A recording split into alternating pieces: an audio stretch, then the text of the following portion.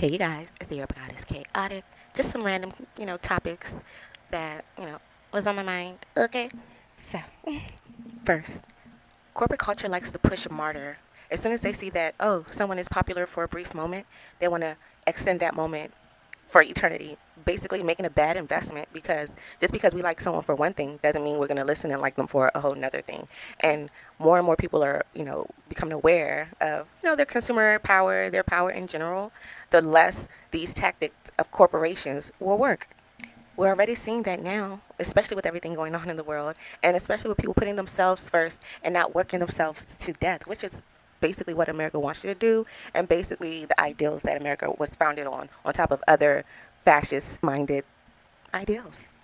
Another point is just, for instance, when you are an interviewer versus an interviewee. Some interviewees are really just really good interviewees, not making the interviewer a awesome interviewer. So, for example, if a man is an interviewer and he's interviewing another man or woman or whomever, the interviewer doesn't necessarily have to be great, especially if the interviewee is exceptional and people want to hear from them. But society then turns the interviewer into the person that was the catalyst, was the one that was the appeal, but it was not them. And then the train of people going to this interviewer will seem appealing, but once they actually get there and the interviewee isn't as exceptional as some of the other interviewees, it's going to really highlight the flaws of the interviewer. And that happens time and time again. And also, the difference between men and women often is that if a woman is not the best interviewer, she'll do the work to become a better interviewer. But with men, oftentimes they just remain the same and do not try to change their approach. And this is what we find time and time again, especially with men, especially within the patriarchy. I think that also highlights a bigger picture ideal, which is that men often do not want to do what is needed to improve themselves. Hence this patriarchy, hence the same old tactics that clearly are not working, but they know nothing else. Patriarchy. A particular type of women that benefit the most from the current patriarchy in place and have not renounced it, as well as the men that have not renounced it, are typically the type of clear folk that I'm talking about, along with definitely those that uphold it. However, the thing about it is they crossfeed from one another, so they don't really learn much of anything different. So that goes along with men. A particular clear folk also do not learn anything different because they copy everything from a particular other folk of people. So therefore, their tactics will not change. They often always want to get close to a melanated person because they're trying to suck your energy and figure out what you know. Luckily, their own tactics of trying to make everyone dumb is going to also work for melanated folks. We're going to go ahead and act dumb. So now you have no additional tactics. You just have to stick with your same old tactics instead of just conceding with what is and what is meant to be, which is everyone is equal. Everyone is on the same playing field eventually. But you all have stacked it against everyone else. And you still are showing. In fact, you're showing that you're so not supreme because you've stacked your odds against everyone and you're still losing. Pathetic. And actually working against yourself. Continue. But it won't work out for you. Like, duh. Another thing, just in general, a lot of us melanated folk, we, clearly are the smartest demographic at this point, especially as women. Okay, and we mispronounce words on purpose because we know how to, we know how to pronounce these words for the most part. But we don't have to. We've already gone to school and did all of that. But we can, personality-wise, be who the fuck we want to be. If we want to mispronounce words and say good morning and all of that, great. The more so that you can continue thinking that we're ignorant. And that is our secret weapon. Your hate is our secret weapon. Catch that. Okay? So just as back in Jim Crow days, they used to make, melanated folk take stupid, ridiculous tests, now we can put laws in place against hateful people, which the anti-discrimination laws are already there. But we can put even more laws in place that will highlight the actions of these hateful, fascist type of people, okay? Hateful, fascist, racist type of people. Clear folk that are not of that kind, that are not fascist or racist, they would have no problems with these laws. And in fact, they would see that it protects everyone in society as a whole. Not having people just walk up to you randomly, that being a law so that you can protect yourself within that time and space. Yeah.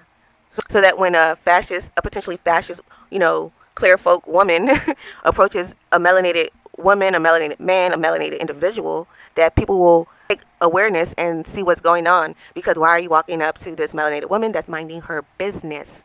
Because again, someone that's not a fascist, racist, or have some kind of privileged mentality wouldn't do that. They would just allow people to mind their business. And guess what? They too would be minding their business, focusing on things that should matter to them.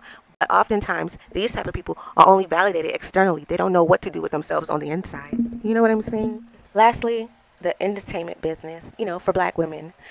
A lot of them have kept quiet, have kept silent because they thought that was the thing to do, when in actuality you have to do what the people that don't look like you are doing, because that would be the most likely approach to save yourself as well.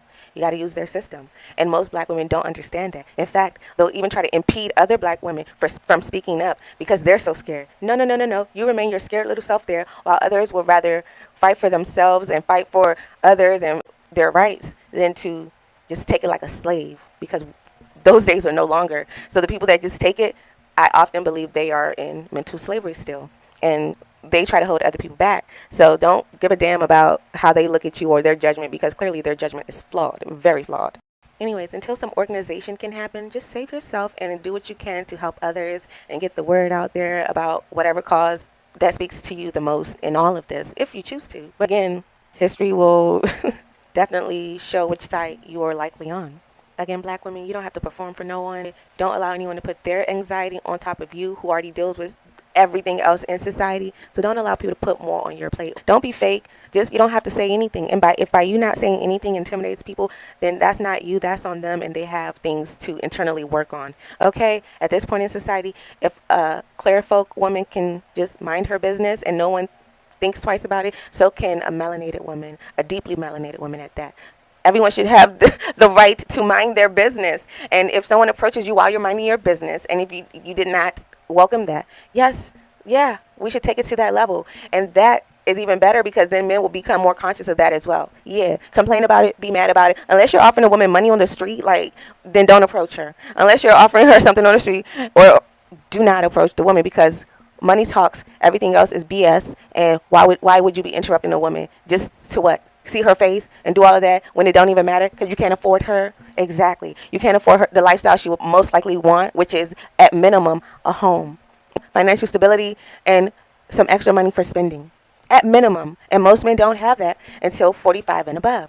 That's why I don't take partners serious or masculine serious until they're 45 and above. Period. Because why waste your time? Okay? You never know what's going to happen tomorrow. You know what I'm saying? So sprinkle, sprinkle, girls. Okay? It's your God is chaotic. This was just a bunch of random thoughts. Okay? But it's like, it takes me a while to make a full-on video, then edit it, because, oh my gosh, editing takes me forever because you want it a particular way. And then sometimes your storage crashes, and it's a lot. Okay? And again, I'm self-taught with all of this. And yeah. I'm not selling my booty just to learn how to. People have to do that though. But I'm glad that yeah, I don't have to necessarily do that. That I can try to figure it out. You know what I'm saying? So anyway, support your girl. Click that like. You better. The fuck. After you done got all these random thoughts and got to this point, you better click that like and stop being a hater. Because why else are you here? Okay. So check out the-goddessuniverse.com, our Etsy. That also has the Cosmic Lip Setting Powder in pink punani, brown punani, beige punani, and gold punani. All right. Bye.